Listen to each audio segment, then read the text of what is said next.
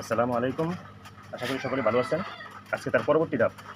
আজকে আমরা কি করব, ব্যাটারি ভোল্টেজটা পরিমাপ করব। চার্জার করে কত আছে দেখেন। এই ডিজিটাল মিটারে আমি ভোল্টেজ অটো ডিসিতে রাখলাম। আমি এখানে ধরার পরে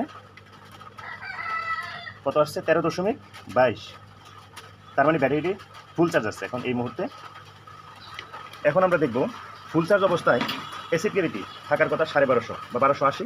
এখন এসিড গ্যাভিটি কত আছে এটা আমরা পরিমাপ করব। এখান থেকে আমি নিচ্ছি, পানি নিচ্ছি। এই দেখেন কত আছে 1150। হ্যাঁ, তো এখানে থাকার কথা ছিল 1250। প্রত্যেকটা স্লটে একই, হ্যাঁ একই 1150। তাহলে আমার এখন একই করতে হবে।